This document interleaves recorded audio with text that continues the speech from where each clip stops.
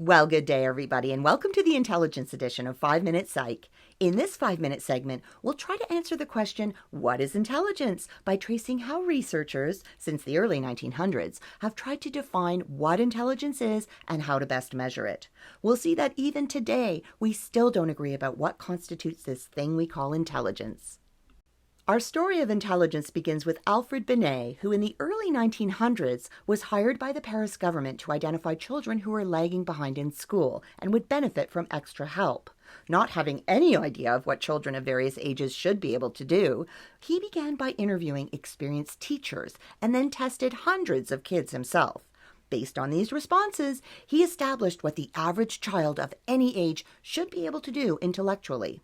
This is another way of saying that he developed the first standardized test that measured the mental age of a child, or the age at which a child was functioning intellectually.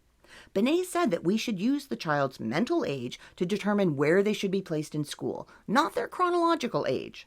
So a 10-year-old who is performing intellectually like an 8-year-old should be in school with other 8-year-olds and learning at that level.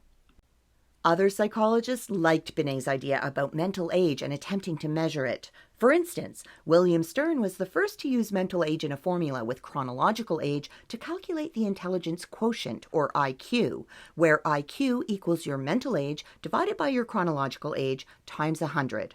That way, if your mental age is equal to your chronological age, your IQ is 100, which is average. But if your mental age is greater than your chronological age, then your IQ is more than 100, or above average. And if your mental age is less than your chronological age, then your IQ is less than 100, or below average.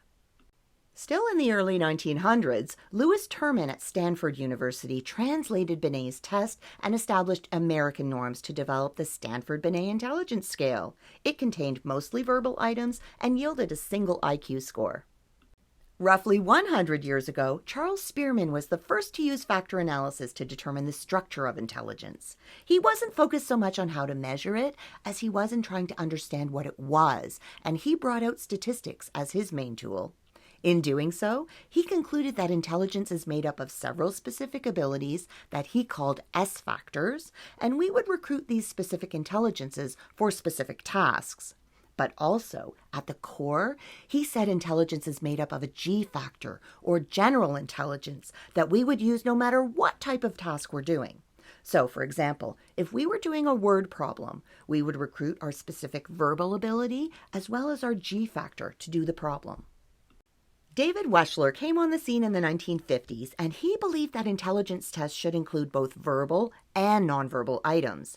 He didn't want language to cloud scores, so he devised the Wechsler Adult Intelligence Scale, or the WAIS, as well as the Wechsler Intelligence Scale for Children, or the WISC, each of which have been revised many times over and are widely used today. It takes around 2 hours one-on-one with a psychologist to do the test, and in the end, you're given a verbal score, a nonverbal or performance score, and then one overall IQ score. Someone's verbal score is more influenced by formal schooling than their performance score, so this means that someone without formal schooling could score low on the verbal and high on the performance part. Cattell and Horn broke down Spearman's G factor into 2 separate intelligences, crystallized and fluid. Crystallized intelligence depends on your ability to use previously learned knowledge and strategies, whereas fluid intelligence is your ability to reason, manage information, and problem solve in novel situations. Interestingly, crystallized intelligence increases with age, but fluid intelligence tends to decrease after early adulthood. Howard Gardner at Harvard University believes that intelligence is made up of at least 8 different, relatively independent abilities. Now, other researchers have no issue with 3 of his proposed abilities, linguistic, mathematical, and visual spatial, since these abilities are tested on traditional intelligence tests.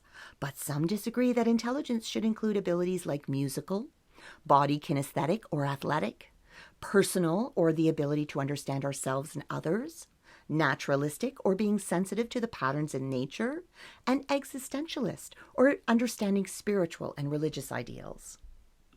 Well, we just explored what is intelligence by reviewing how researchers across history have attempted to define and measure it. We saw that after over 120 years, we still don't agree on a solid definition and measure, and that a lot of controversy still surrounds this field. Now, aren't you glad you had 5 minutes?